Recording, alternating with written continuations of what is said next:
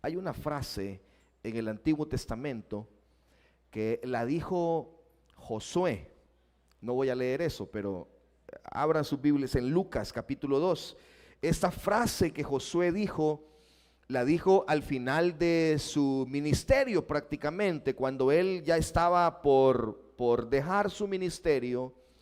Él dijo esta frase, y aunque hay muchas controversias en medio de esta frase, él dijo: mi casa y yo serviremos a Jehová. Esas fueron las palabras de Josué. Mi casa y yo serviremos a Jehová. Han habido muchos lemas sobre esta frase de Josué. Muchas personas han tomado como una palabra rema esa frase de Josué. Otros han dicho, bueno, Josué declaró que su casa y él iban a servir a Dios. Y bueno, la frase es bíblica, la frase es correcta, la frase es buena, ¿verdad?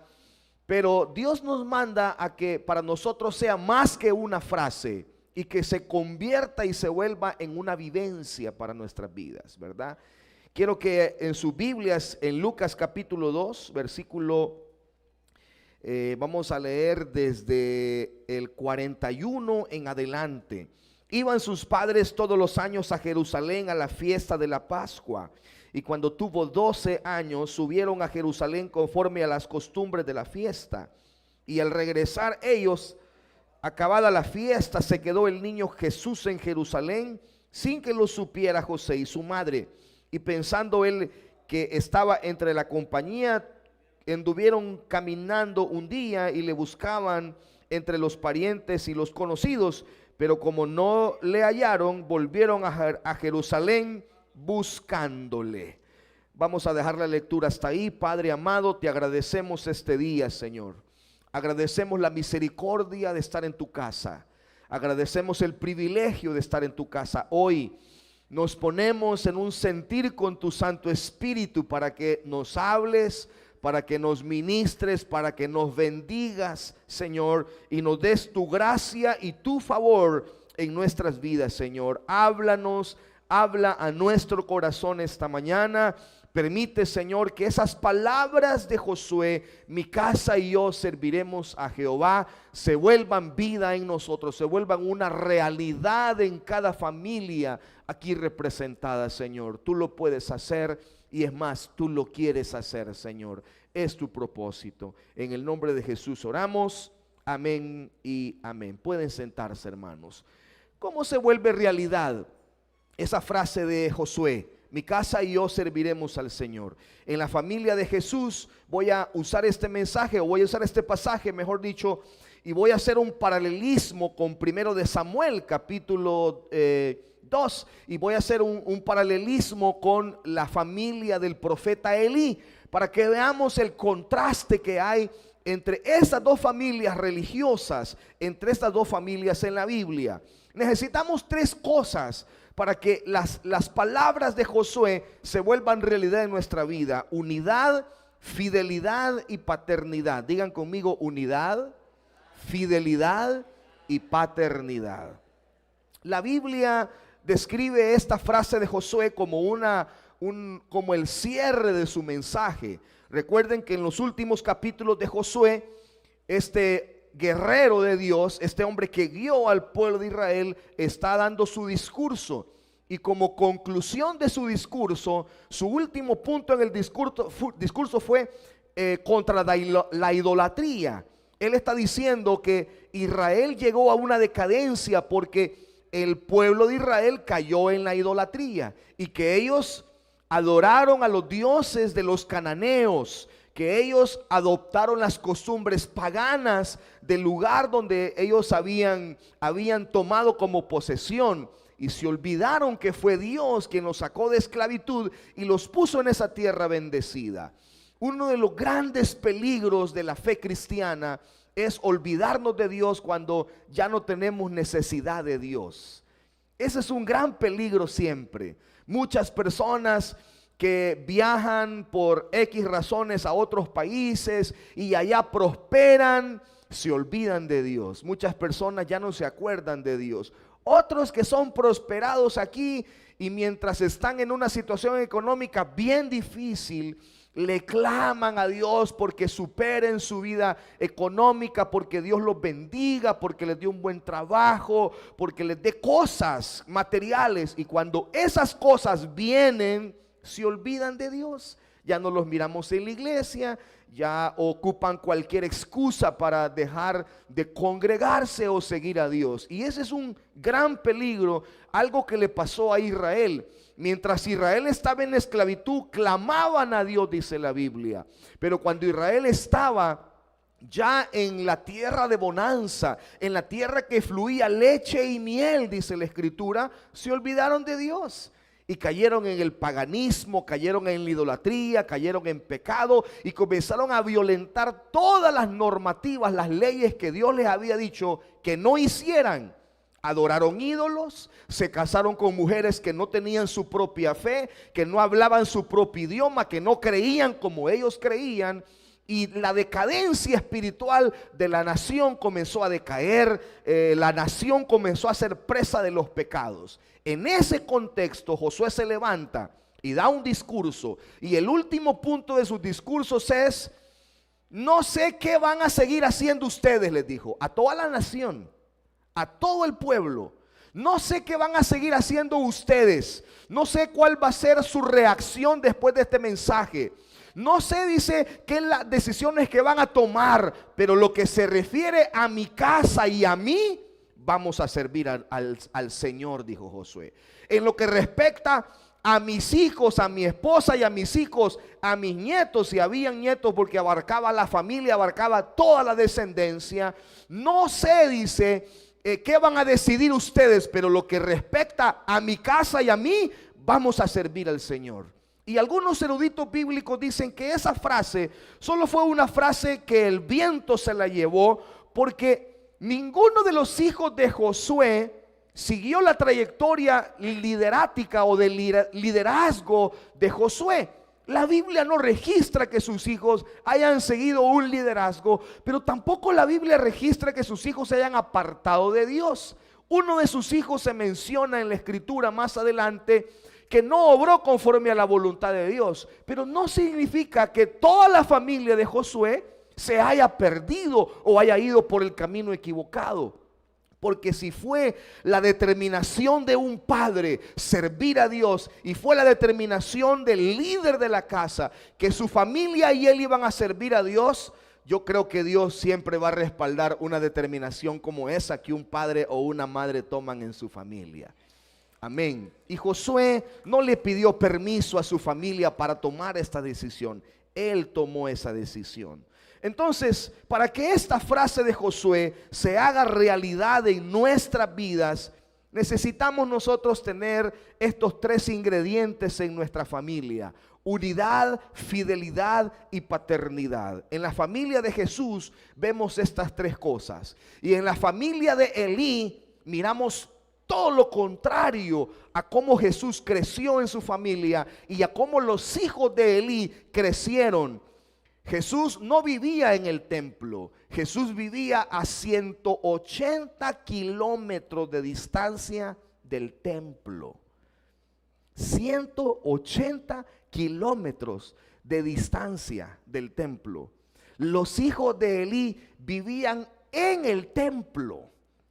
Ellos no tenían que viajar para ir a las fiestas, a la fiesta de la Pascua, a la fiesta de los tabernáculos. No tenían que viajar, ellos vivían ahí en la casa. Jesús tenía que viajar. Desde los 12 años comenzó a viajar con sus padres a Jerusalén. Entonces, aquí están los tres elementos que necesitamos fortalecer en nuestras familias para que esto sea algo generacional, ¿verdad? La frase de Josué podría ser una frase generacional: mi casa y yo serviremos al Señor. Es decir, mis generaciones van a servir al Señor. La unidad se describe en el versículo 41, en la primera frase: iban sus padres. Iban sus padres. José y María tenían una unidad en dos áreas. Primero, en su fe, en su religión. La Biblia habla de que había una unidad en la religión de estos hombres. En el libro de Éxodo capítulo 23 del 14 al 17 y en el libro de Deuteronomios capítulo 16 y versículo 16 dice que todos los varones de Israel estaban obligados por ley a ir a las fiestas de los judíos una vez al año. Las tres fiestas más importantes de los judíos estaban obligados a ir, pero la Biblia no mencionaba a las mujeres. La Biblia eximía completamente a las mujeres. O sea que las mujeres tenían la opción de ir o no ir.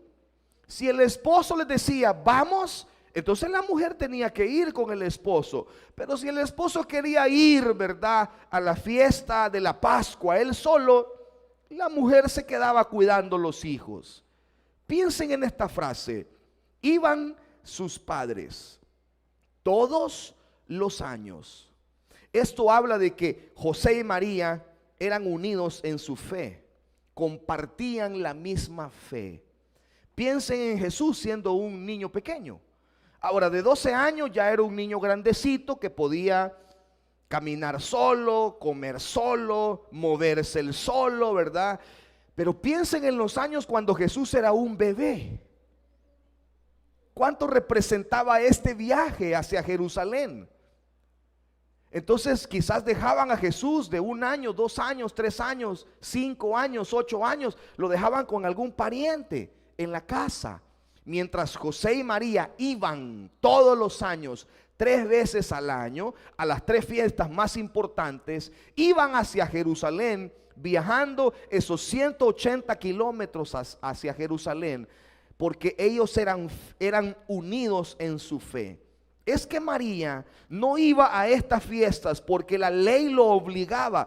Ellos estaban tan unidos en su religión, en su fe, en lo que creían, que compartían los mismos criterios acerca de la fe.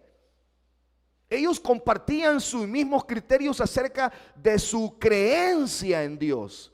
José sabía que la ley lo obligaba, pero había una ley que decía que si un hombre, un varón que estaba obligado por la ley a ir a las fiestas, vivía adelantito de 30 kilómetros de distancia, él no podía ir ya. Él estaba eximido por la ley.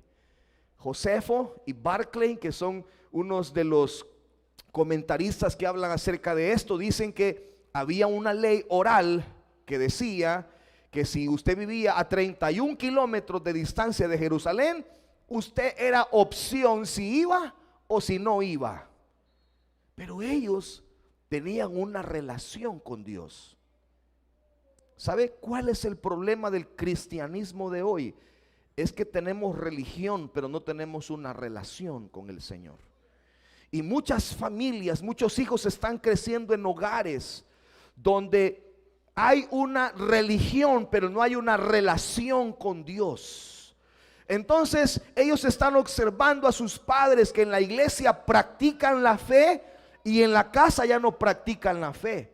Ellos practican la fe en la iglesia cuando van al culto, pero cuando están en sus casas, en sus trabajos, con sus amigos, con sus vecinos, ellos ya no practican la fe. Nosotros teníamos un vecino.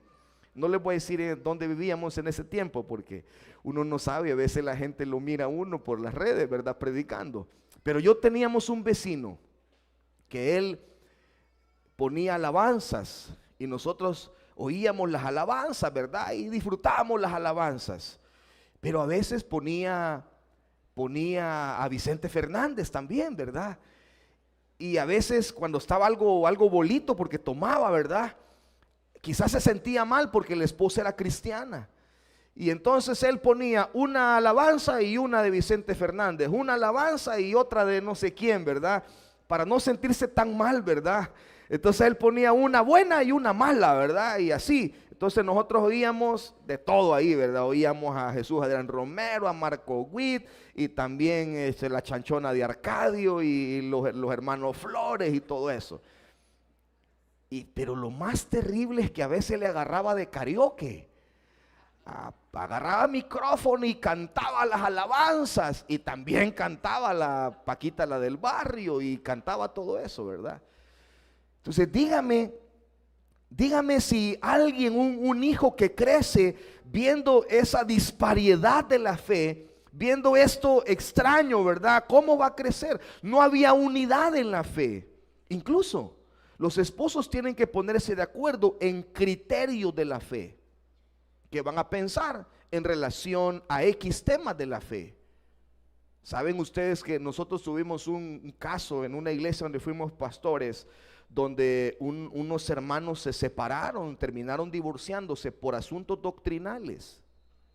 Porque ella creía en el Espíritu Santo, creía en el bautismo del Espíritu Santo, creía en hablar en lenguas, creía, si había crecido en un ambiente pentecostal, y él no.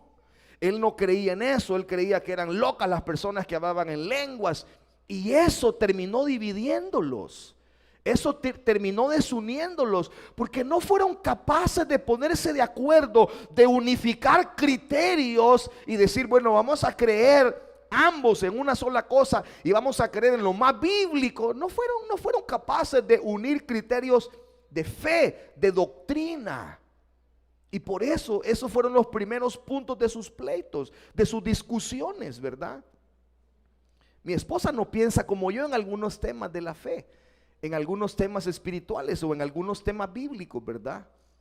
Y entonces hemos llegado a unir criterios. Y le digo, yo no estoy de acuerdo con eso que pensás. Esa tu teología está un poco extraña, le digo yo. O a veces ella me dice, es que vos con esa tu cabeza de que todo tiene que ser teológico y todo tiene que ser tan bíblico, o tan bíblico no, pues, pero tan teológico, porque lo bíblico supera lo teológico, ¿verdad? Y le digo, sí, pero tenemos que basarnos en la teología. Y a veces nos hemos agarrado ahí como teolocos, ¿verdad? A darle ahí. Pero hemos tenido que llegar a acuerdos, porque es increíble que la fe a veces puede dividir a una persona, a un matrimonio. Entonces José y María tenían unidad de fe, unidad religiosa, pero ellos también tenían unidad en su relación de pareja. Eclesiastés capítulo 4 versículo 8 dice, mejores son dos que uno.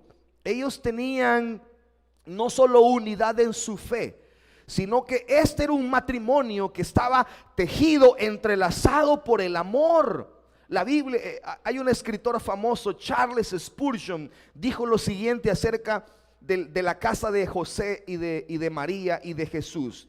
Dice, cuando en el hogar se gobierna conforme a la palabra de Dios, usted puede invitar a los ángeles a cenar a su casa y ellos no se sentirían extraños, sentirían como que están en el cielo. Un poeta llamado William Cowper dijo lo siguiente. Él llamó que al hogar el único pedazo del paraíso que sobrevivió a la caída. Lamentablemente, algunos hogares no son un pedazo del paraíso. Algunos hogares son un pedazo del Seol, del Hades, del infierno. Algunos hogares es como estar en una guerra constante. Algunas familias son un testimonio de desunidad en lugar de unión. Y nosotros no vamos a poder transferir la fe a nuestros hijos si nuestra casa realmente no es un pedacito del paraíso que sobrevivió de la caída, si no es un pedazo del cielo aquí en la tierra. Si la Biblia en Génesis dice que el Padre es la figura, imagen de Dios en la tierra para sus hijos, si nosotros no somos una imagen de Dios a nuestra familia, ¿cómo van a conocer al Señor ellos? ¿Cómo van a conocer a Dios? Y los que nos hemos crecido sin papá, nosotros muchos de nuestra generación que nos crecimos sin un padre, lo que hizo Dios fue suplir esa carencia de un papá y ponernos una figura paternal en el camino en la que pudiéramos ver a Dios en esa figura paternal. Y a través de esa figura, que a veces fue un líder, a veces fue un pastor, a veces fue un tío o un abuelo, vimos esa figura paternal. Ayer estábamos hablando y veníamos platicando de un viaje que hicimos con mi familia. Y veníamos hablando de una persona que amamos mucho. Y dijimos, este se creció sin su papá y sin su mamá. ¿Cómo es que salió? ¿Cómo es que no se perdió? ¿Cómo es que salió tan bien y es un buen cristiano? Ama a Dios. Dice, es que la abuela se crió con la abuela. Y la abuela hizo ese trabajo de poder modelar a Dios para su vida. Y ese trabajo, por eso me gusta uno de los, tal vez no es el último ya libro, porque es un libro que se escribió hace como 4 años, de Sixto Porras, donde él le da un nuevo concepto a la familia. Él dice que la familia integral no es la familia necesariamente donde está papá, mamá e hijos. Esa es la familia ideal, esa es la familia completa, pero la familia funcional y la familia integral es la que hacemos funcionar. No importa si es una abuelita la que está creciendo a esos hijos, si esa abuelita se toma de la mano de Dios y depende de Dios, puede encarrilar a esos nietos como si fueran sus hijos para que amen al Señor. Ella puede decir, mi casa y yo vamos a servir al Señor, y esos hijos van a amar a Dios a través de los años, a través de su vida, porque ella hace funcionar. Entonces, hagámonos la pregunta: ¿en qué áreas de nuestra casa nos hace falta unidad? ¿En qué áreas de nuestra vida nos hace falta unidad? Piensen en José y María haciendo este viaje juntos a Jerusalén para la fiesta de la Pascua. Piensen en las aventuras que tuvieron que haber atravesado. La Biblia ni siquiera registra el nombre, ni siquiera registra así brevemente a la familia de Elí más que a sus hijos, porque no había unidad en esa familia. Los hijos no estaban acompañando o acuerpando el ministerio de su papá. La Biblia claramente habla en 1 de Samuel 2, el comportamiento de los hijos no era en unión al ministerio de su papá, era en desunión al ministerio de su padre. Ellos no estaban ejerciendo el oficio del sacerdocio como debiera ser. Ellos no tomaban de la carne lo que tenían que tomar, sino que tomaban más del sacrificio para los placeres carnales. Ellos estaban completamente en desunión. Pensemos por un momento, ¿en qué áreas de nuestra vida nos hace falta unidad?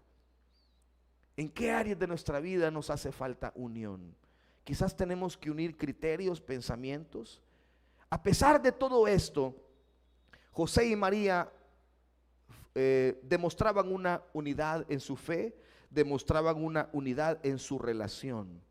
Ellos tenían una relación bonita, ellos tenían una relación hermosa, se confiaban cosas el uno al otro. Piensen en José, no critiquemos a priori a José. Piensen que a usted le dicen, mire, la muchacha con la que se va a casar salió embarazada, pero ella dice que es del Espíritu Santo que se embarazó, que el Espíritu Santo vino y la tomó como un vaso digno. ¿Qué haría usted si en ese tiempo una persona que cometía este pecado era apedreada? Ah, no, usted la denuncia para que la apedreen. Yo la denuncio para que la apedreen. Pero mire qué tan justo, dice la Biblia, era Josué, que él estaba capaz de echarse la culpa a sí mismo. Dice que él la iba a abandonar para no difamarla. Y simplemente se iba a ir, ¿verdad? Se iba a desaparecer y dice, ve, este solo dejó embarazada a la muchacha y se fue. Y las culpas iban a caer sobre él. Ahora, esa acción era porque él amaba realmente a esa mujer, porque sabía que era una mujer que valía la pena. Pero es que ese cuento, hermano, ese cuento estaba difícil de creer. Si no es que un ángel viene y le dice a José lo que ha pasado, entonces José, al darse cuenta que era una visión del cielo, dice, entonces no, yo me voy a casar con ella. Claro que sí. Y ahí pues se cumplió la unidad de amor que tenían. Pero también esta pareja era una pareja fiel, era una pareja de fidelidad. Y mostraron fidelidad en dos áreas. Y esto, hermano, es fundamental. Dice, todos los años iban a Jerusalén a la fiesta de la Pascua. En burro, ese era el transporte. En burro, 180 kilómetros desde Nazaret hasta Jerusalén en burro. Barclay dice que todos los judíos que vivían alrededor de Jerusalén a unos 30 kilómetros tenían que ir. Los demás estaban exentos de poder hacer este viaje. Pero oigan lo que dice Hebreos capítulo 10 versículo 25: no dejando de congregarse como algunos tienen por costumbre. José y María eran tan fieles que no dejaban de congregarse en las fiestas, aunque esto representaba un viaje de 180 kilómetros de distancia. Yo no sé si está aquí esta familia, pero tenemos dos familias que nos impresionan mucho. Tres quizás. Tenemos una familia que vive en Lourdes, Colón, que vienen todos los domingos y a veces entre semana a los cultos. Tenemos una familia que viene de Soyapango, que viene todos los domingos y todo entre semana también 2 veces a la semana al culto. Tenemos familias que vienen de Quesaltepeque. Tenemos una familia que viene de Altavista. Y tenemos una familia que viene de Sonsonate. Todos los domingos a congregarse aquí. Entre esas familias no todas tienen carro. La familia que viene de Altavista se viene en Uber para la iglesia. ¿Cuánto le representa venirse en Uber? $10 por lo menos, ¿verdad? 10, 15 dólares un Uber.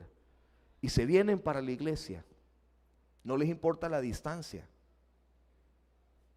No les importa. Ellos se vienen. Y dije, $10 se los pueden gastar en cualquier otra cosa. Pero ellos son fieles a congregarse. Ellos son fieles. Y algunos que viven aquí atrás en los 50 que no se congregan.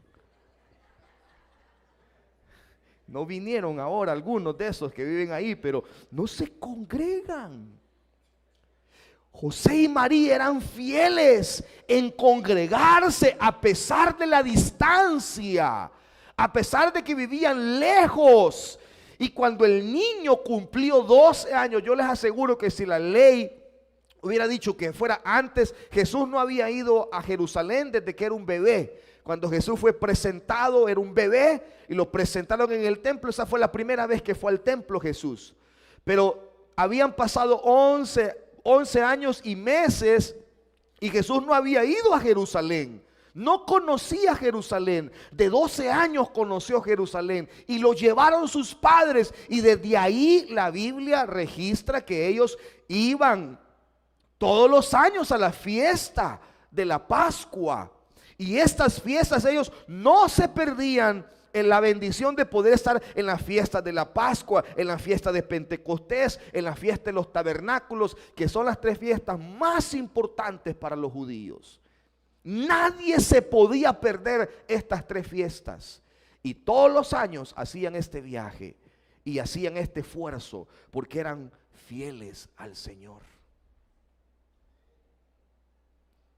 Hoy me siento bien cansado, dice el papá. No voy a ir al culto porque estoy bien cansado. Y yo les digo, ¿y que a trabajar vienen a la iglesia? Si el que trabaja soy yo. Ustedes solo se sientan ahí a oír galán y algunos hasta se duermen. Viene cansado, pues está bien, duérmase, no hay problema. Sí, está bien, ok, el predicador no es tan bueno como para que los tenga ahí, ¿verdad? Ok, está bien, pero usted hizo un esfuerzo de venir a la casa de Dios, aunque estaba cansado. El día de mañana sus hijos le van a decir, es que tengo clases, es que tengo tareas, es que estoy cansado, por eso no voy a ir, no me voy a congregar. ¿Y cómo le va a decir usted? No, no vamos para la iglesia aunque esté cansado. Papá, pero si el domingo pasado vos no fuiste porque te sentías cansado y te echaste viendo todos los partidos de televisión, pero estabas cansado. Uno se viene a la casa de Dios aunque esté cansado, aunque tenga tareas, aunque tenga oficio en la casa, aunque tenga ropa que lavar, aunque tenga cosas que hacer. La casa de Dios siempre va a ser un lugar donde tenemos que venir a congregarnos. Oficios siempre tenemos en la casa y cosas que hacer siempre las vamos a tener y nunca van a parar las necesidades en la casa. Siempre va a haber ropa sucia, siempre hay que ordenar la casa, hay que lavar los carros, hay que hacer esto, miles de cosas. El jardín, que lo otro, que aquí, los que tienen chuchos, los chuchos, ¿verdad? Ok, siempre van a haber cosas para eso, pero congregarse no debe de ser negociable. Usted debe demostrar fidelidad al congregarse. Todos los años iban a Jerusalén a la fiesta de la Pascua. Ellos mostraban fidelidad. ¿Qué otra fidelidad tenía José y María? Eran fieles pese a su condición económica. José y María no era rico. Yo escuché a un predicador un día decir: es que ustedes piensan que José era un carpintero así, ¿verdad? Más o menos. No, José, dice este predicador, tenía una industria, dice. No, la Biblia no dice eso. Es más, en ese tiempo no había industria. José era un empresario de muebles, decía este predicador. Estaba predicando eso porque al final le iba a pedir pisto a la iglesia, ¿verdad? Era un mensaje de la prosperidad. Pero no, hermanos, José era un carpintero humilde. Carpintero, como un albañil, como un mecánico, que sí, ganan su dinero, porque el obrero es digno de su salario. Pero no era un millonario, no era un hombre rico. Pese a su pobreza, José y María dedicaban este tiempo para ir a Jerusalén. Dedicaban este dinero. ¿Cuánto tenían que ahorrar? ¿Cuánto sacrificio económico representaba? Ahora, ¿qué vemos en la fidelidad de la familia de Elí? En ellos no había ni fidelidad en su padre, ni fidelidad en sus hijos. La Biblia dice que la falta de disciplina forma rebeldes espirituales. La falta de fidelidad y la falta de disciplina formó rebeldes espirituales. Los hijos de Elí eran rebeldes espirituales. Ellos se rebelaban a todo lo que era santo, todo lo que era santificado. Ellos tomaban utensilios que solo tenían que servir para el templo, lo usaban para cosas que no eran del templo, porque iban en contra de todo lo que era santo. Dios decía que cierta carne no tenían que comérsela, ellos se la comían o la regalaban o la botaban. Y la ley decía que tenía que ser quemada en el altar del sacrificio. Y ellos tenían, dice la Biblia, relaciones sexuales en la puerta del templo. Ellos vivían en el templo. Ellos no tenían que tomar un burro para ir al templo. Ellos solo tienen que cruzarse un atrio y ya estaban en el templo, porque vivían cerca del templo. El sacerdote vivía a la par del templo. Ningún sacrificio económico, ningún esfuerzo físico. ¿Qué fidelidad había en eso? Si lo único que tenían que hacer era disciplinarse en las normativas de lo que representaba todo el culto al Señor. No había esfuerzo, no había fidelidad. En algunas iglesias, las casas pastorales están a la par de la iglesia. En el campo sobre todo. Aquí está el templo y normalmente atrás está la iglesia, o a un costado está, la casa pastoral. Así que el pastor solo tiene que cruzarse unas graditas para bajar y entrar al templo. Y llega cuando ya el culto ha empezado. Y solo tiene que cruzarse. Y los hijos todavía medio culto salen con la toalla bañándose ahí, que la gente los ve que están cruzándose para el culto. ¿Cuál es el mensaje? ¿Qué fidelidad hay en eso? No hay ninguna fidelidad. La fidelidad se demuestra cuando nosotros somos disciplinados en las cosas espirituales. Disciplinados a la hora que un culto empieza. Disciplinados a la hora que un culto termina. Disciplinados con nuestros privilegios espirituales que Dios nos ha dado. Elí cometió los errores de haber sido un gran líder en su comunidad cristiana, pero un líder mediocre en su familia. Pero la fidelidad de la familia de Jesús era una fidelidad pese a la distancia que tenían que recorrer y pese a la pobreza, a los pocos recursos que tenían, a las pocas oportunidades de hacer este viaje. Un sacrificio sin duda alguna alto para José y María hacer este viaje. Y ahora que el niño Jesús de 12 años se incorporaba al viaje, era una boca más que alimentar. Y el viaje se tornaba un poquito más caro todavía, porque antes era un burro el que tenían que alquilar, ahora 2. Y tenían que ir en 2 burros. Como iban a ir los 3 y los matates en un solo burro, pobre burro, ¿verdad? Entonces un burro para los matates y otro burro para ellos. En 2 burritos, ya eran alquilar 2 carros, pues 2 burros. Era un costo, era algo difícil, pero ellos tenían fidelidad. Piensen conmigo, ¿qué tan fieles somos? Que ni siquiera los diezmos pagamos. ¿Qué tan fieles somos? Que ni siquiera respetamos venir puntualmente a un culto. ¿Qué tan fieles somos? Que a medio culto estamos chateando, contestando mensajes en el celular a medio culto. ¿Qué tan fieles somos que a veces sacamos las monedas más negritas, los centavos más negritos que tenemos para la ofrenda? No estoy criticando, solo estoy haciendo que reflexionemos en la fidelidad que estamos mostrando a nuestros hijos. Si queremos que las palabras de Josué, yo y mi casa serviremos a Jehová, de verdad, nuestros hijos tienen que vernos nuestra fidelidad. Ellos tienen que ver que somos fieles a Dios. No estoy diciendo que no fallamos. Cometemos errores, somos seres humanos, claro que vamos a cometer errores, pero ellos nos tienen que ver a nosotros arrepintiéndonos, cambiando de forma de ser, disculpándonos, pidiendo perdón, yendo a Dios, mejorando cada día. Si nuestros hijos no nos dicen que estamos mejorando, que hemos cambiado, aunque sea un pelito, estamos en un problema. Son ellos los que pueden evaluar nuestro cristianismo realmente. Son ellos los que pueden decir qué tantos cambios. Y finalmente, la Biblia dice que José y María, ellos tenían una paternidad hermosa. Ellos eran buenos padres. Buenos padres.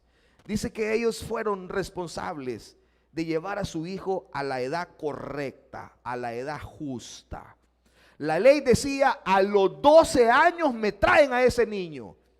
Les conté el domingo pasado que estuve predicando en una escuela de padres, en una escuelita del gobierno, en un cantón de Olocuilta. Me invitaron a predicar. Una comunidad muy bonita, un cantón muy bonito, muy fresco, muy bonito.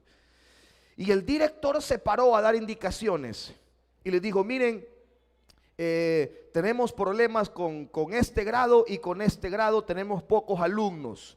Y si ustedes no mandan a sus hijos a estudiar, porque las estadísticas dicen que tenemos tantos niños que tienen que entrar a este curso, pero solo hay tantos, era como la mitad. ¿Sabe qué es lo que va a pasar? Dijo, hoy con la nueva ley, dijo, le van a visitar con un policía y alguien del Ministerio de Educación y le van a decir por qué su niño no está matriculado en la escuela, por qué no es responsable de llevarlo, de mandarlo a la escuela. Y se lo pueden llevar preso, dijo el director. Hermano, yo no sabía eso sinceramente. Yo no sabía que usted se podía ir preso por no matricular a su hijo a la escuela. Así que si no lo ha matriculado, vaya mañana a matricularlo, oiga, porque lo van a llevar. Y mire que con Bukele es más maga, hermano. ¿Ah? Yo me quedé asustado. ¿Cómo? ¿En serio? Sí, yo le hablé con el director. Sí, hermano, me dijo. Sí, pastor, esto está serio, me dijo. Y le dijo él, y si ustedes no los matriculan, dijo, nos van a perjudicar a nosotros porque nos van a cerrar la institución y la vamos a tener que fusionar con otra. Hoy están fusionando algunas escuelas que están poquitas, ¿verdad? Ahora, yo aplaudí la medida. Perfecto. En los tiempos bíblicos era igual. El papá tenía la obligación de llevar al niño a la edad correcta. Usted tiene la obligación de venir a traer al niño bebé y presentarlo delante de Dios. Cuando ya el niño tiene 1 añito, que ya puede caminar, que tú tienes que llevarlo a sala cuna. Después que ya tiene 3 años, tiene que llevarlo a escuela dominical. Después de la escuela dominical ya tiene que traerlo a los cultos de jóvenes a las 4 de la tarde. Y después tiene que dejarlo que sirva. Usted tiene que propiciar el camino para que ese muchacho ame a Dios, para que esa señorita ame a Dios a través del tiempo. Por eso digo que José y María eran grandes padres. En el momento oportuno, cuando tenía que ser, cuando Jesús cumplió 12 años, en el momento preciso, lo trajeron al templo para hacer la ceremonia de los 12 años. Que aquí pasaban 2 cosas en el niño. Primero, el niño entraba en un estudio intensivo de las Escrituras. El niño tenía que ser sometido a la instrucción bíblica. El niño entraba a conocer todas las enseñanzas de la palabra de Dios de manera pública. El niño también aprendía acerca del ayuno, se le enseñaba acerca del ayuno, se le enseñaba acerca de la ley, se le enseñaba acerca del culto público, se le enseñaban los principios espirituales de las 3 fiestas más importantes. ¿Por qué se celebraban y para qué se celebraban? Pero recibían una lección más importante aún. Ellos tenían que aprender a esa edad, tenían que recibir las primeras clases para el aprendizaje del oficio de sus padres. O sea que a los 12 años Jesús recibió su primera lección de carpintería. Le enseñaron a hacer muebles. Y esto es algo que a los 26 años de ser pastor vine a descubrir. Proverbios 22:6 es un versículo muy conocido. Instruye al niño en su camino.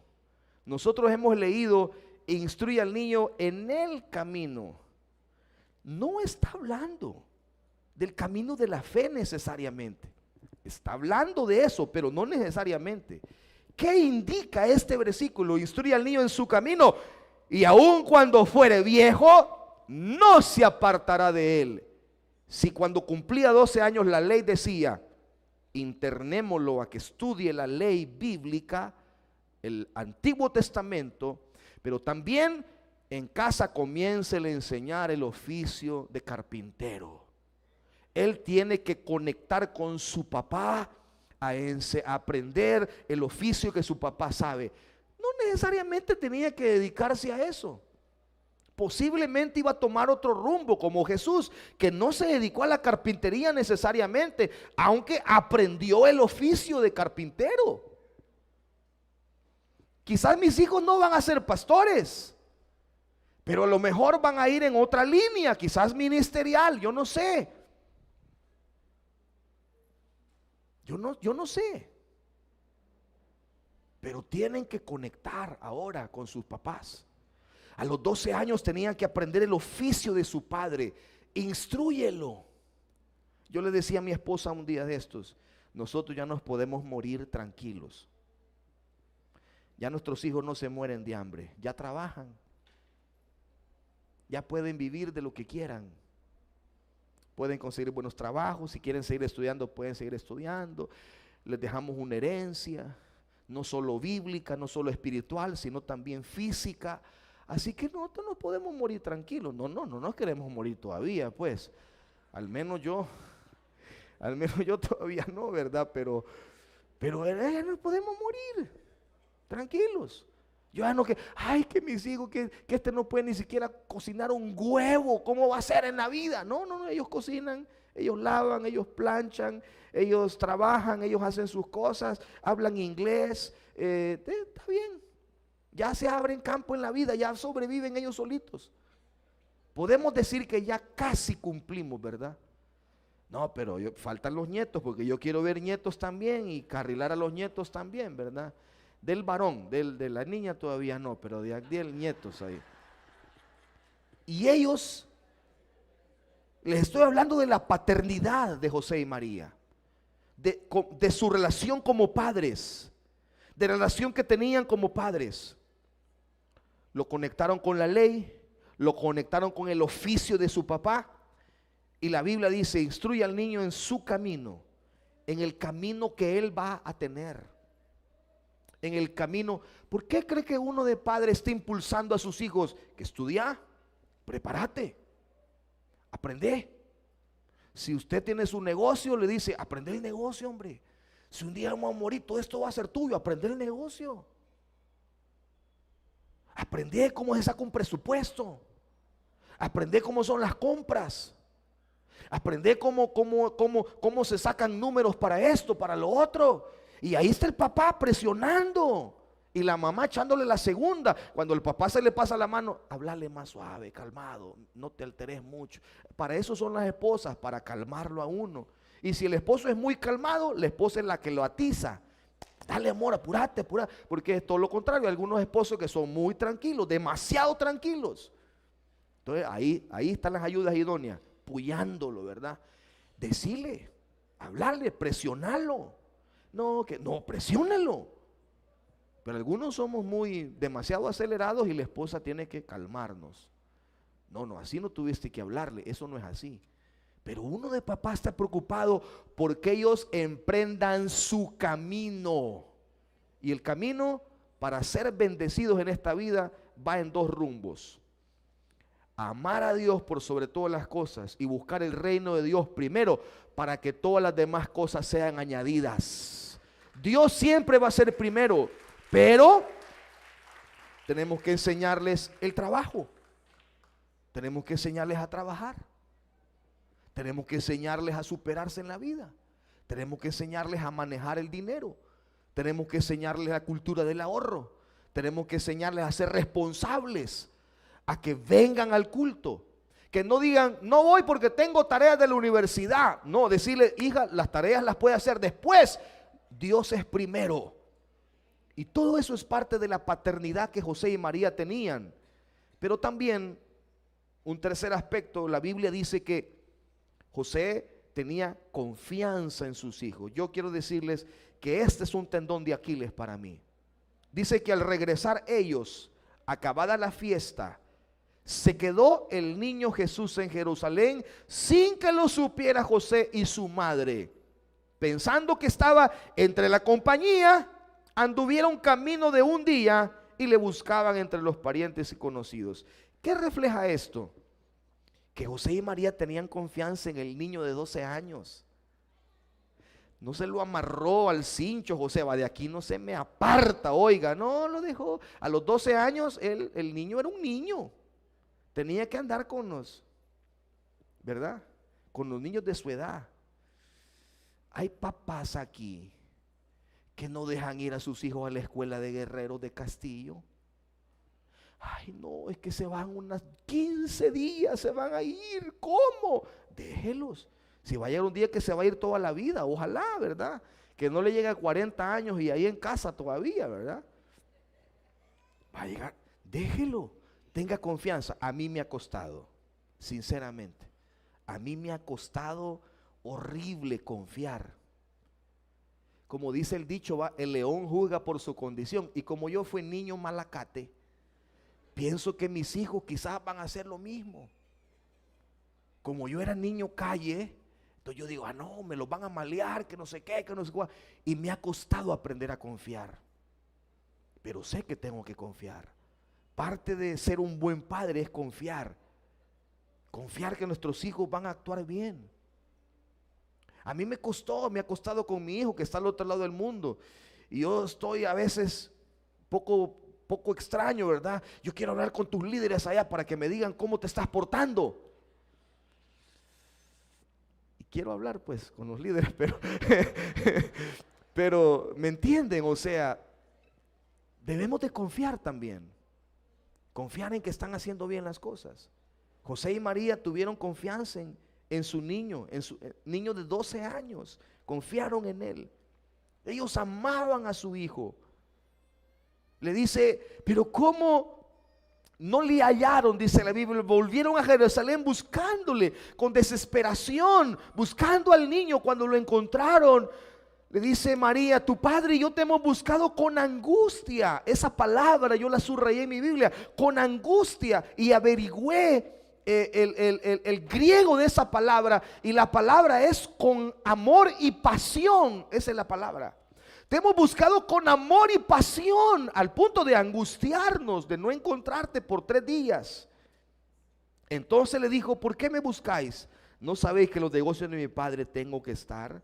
Pero esas pequeñas frases en la Biblia reflejan el amor, la confianza que tenían con sus hijos, para con su hijo. José Luis Martínez, que es uno de los libros de ilustración más bonitos que yo he leído, escribe este pensamiento acerca de la frase de Josué: yo y mi casa serviremos a Jehová. Déjenme leérsela y con esto termino. Para los abuelos, la fe fue una experiencia vital, o sea, algo de vida o muerte, la fe. Para los padres, la fe fue una herencia preciosa. Para los hijos, la fe era una conveniencia. Y para los nietos, la fe era un fanatismo o un fastidio. Miren cómo a través de las generaciones la fe se va degradando. ¿Cómo era posible que para los abuelos la fe fuera una experiencia vital, pero ya para los hijos una herencia preciosa nada más, pero ya para los nietos una conveniencia, y para los bisnietos un fastidio la fe?